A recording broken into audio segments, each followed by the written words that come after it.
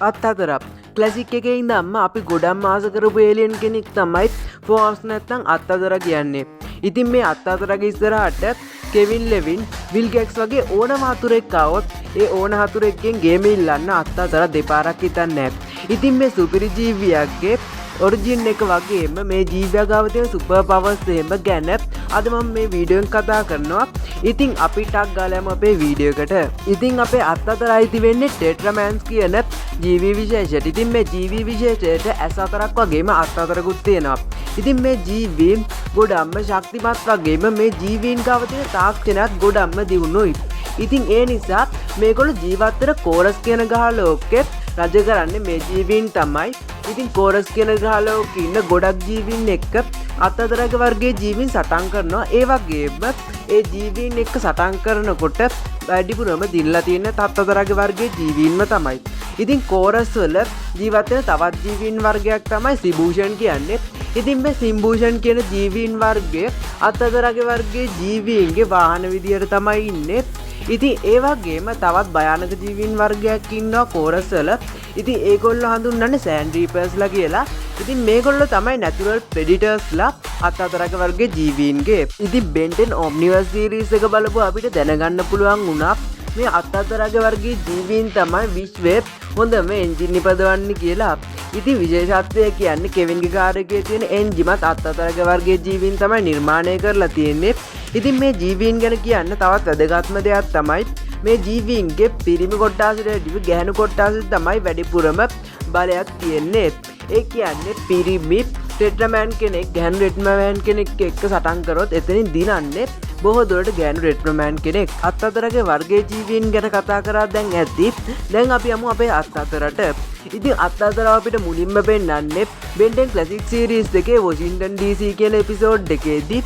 ඉතින් මේ එපිසෝඩ් එකේ ඉඳන් අපි කැමතිම ඒලියන් කෙනෙක් වුණා අත්හතර. ඒ වගේම බෙනුත් ගොඩක්ම කැමතිම ඒලියන් කෙනෙක් තමයි අත්හතර කියන්නේ. ඉතින් බෙන්ටෙන් ක්ලාසික් සීරීස් එක පුරාවටම අත්හතර ගොඩක් ටයිම් වලදී අපිට දැක් ගන්න පුළුවන් වුණා. ඊට පස්සේ ඒලියන් ෆෝස් එක ආවා. ඉතින් ඒලියන් ෆෝස් එකේ ඉඳන් අපිට අත්හතර දැක් ගන්න බැරි වුණා. ඒත් අපිට අල්ටිමේට් ඒලියන් එකේදී අත්හතරව ආයෙත් දැක් ගන්න පුළුවන් වුණා. ඉතින් විශේෂම කාරණා තමයි බෙන්ටෙන් අල්ටිමේට් ඒලියන් එකේ ෆෝර්ජ් ඔෆ් ක්‍රියේෂන් එපිසෝඩ් එකේදී බෙන්ටෙන් ක්ලාසික් එකේ බෙන්ගේ අපේ අල්ටිමේට් ඒලියන් බෙන්ගේ දෙන්නගේම අත්හතරලා දෙන්නම එකපාර දැක් ගන්න අපිට අවස්ථාවක් හම්බුණා. ඉතින් ඊට පස්සේ අල්ටිමේට් ඒලියන් එකෙන් පස්සේ ඔම්නිවර්ස් සීරීස් එක ලාවට පස්සෙත් අපිට බෙන්ටෙන්ගේ අත්හතරව දැක් ගන්න පුළුවන් වුණා. බෙන්ටෙන් ඔම්නිවර්ස් එකේදී අපේ බෙන්ගේ අත්හතර ටෙට්‍රාමෑන්ස් ලගින් ගොඩක්ම ශක්තිමත් ටෙට්‍රාමෑන් කෙනෙක් වෙන්න පිරිසස් ලූ මව ලේසියම් පාරාද කරා. බෙන්ටෙන් කාර්ටන් එක ඇතුළේදී අපිට බෙන්ටෙන් 1000 ගෙත් අත්හතරව කීපවතාවම දැක් ගන්න පුළුවන් වුණා. ඉතින් අත්හතරට තමන්ගේ ශරීර ප්‍රමාණයට වැඩිය කොච්චර විශාල සතුරෙක් එක්ක වුණත් සටන් කිරීමේ හැකියාව තියෙනවා. ඒ වගේම එකපාර හතුරු කිහිප දෙනෙක් එක්ක වුණත් අත්හතරට සටන් කරන්න පුළුවන්. ඉතින් ඒ වගේම හල්ක්ට වගේ සුපර් ක්ලැප් එකක් වුණත් අත්හතරට දෙන්න පුළුවන්. මොකද අත්හතරට අත් හතරක්ම තියෙන හින්දා සුපර් ක්ලැප් එකේ පවර් එක ගොඩක්ම වැඩි. ඉතින් ඒ වගේම සටන් වලදී අත්හතර කියන්නේ ගොඩක්ම වේගයෙන් පහර දෙන්න පුළුවන් ජීවියෙක්. අත්හතරට ගොඩක්ම ශක්තිමත් හැමකුත් ලැබිලා තියෙනවා. ඉතින් මේ හැම ගිනි කසයාගේ ගින්දර වලින් ඩැමේජ් කරන්න බෑ කියලා තමයි කියලා තියෙන්නේ. ඉතින් ඒ කියන්නේ ගින්දර වගේ තියෙන තැනක වුණත් අත්හතරට බොහොම ලේසියෙන් සටන් කරන්න පුළුවන්. බෙන්ගේ බලවුරුලෝසේ බලය උරාගත්ත කෙවින් දෙපාරක් අත්හතර විදිහට හැටලා තියෙනවා.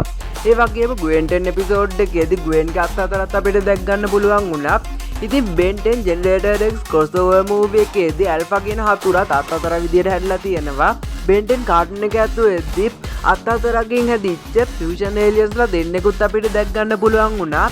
ඉතින් පිළිවෙලට කිව්වොත් ඒ දෙන්න ස්ටිං ආම්ස් සහ ෆෝමංගසෝර්ස්. ඉතින් යාළුවනේ අත්හතර ගැන මම මේ වීඩියෝෙන් කතා කරන්නේ මෙච්චරයි. ඉතින් මේ වීඩියෝ එකට තවත් එකතු වෙන්න ඕනි දේවල් තියෙනවා කියලා හිතනවා නම් ඔයගොල්ලෝ ඒවත් අනිවාර්යයෙන්ම මේ වීඩියෝ එකේ කමෙන්ට් බොක්ස් එකට එකතු කරන්න. ඉතින් ඕගොල්ලන්ට තවත් මේ වගේ වීඩියෝස් ඕන නම් මගේ channel එක subscribe කරලා තියාගන්න.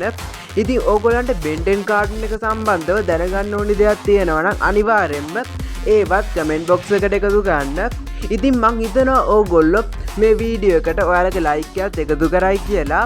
එහෙනම් යාළුවනේ තවත් සුපිරි වීඩියෝ එකකින් හමු වෙන බලාපොරොත්තු වෙන්න. මං ඕගොල්ලන්ගෙන් සමුගන්නවා මේ වීඩියෝ අවසන් වෙනකන් රැඳී සිටපු ඕගොල්ලෝ ඔක්කොටම ගොඩාම ස්තුතියි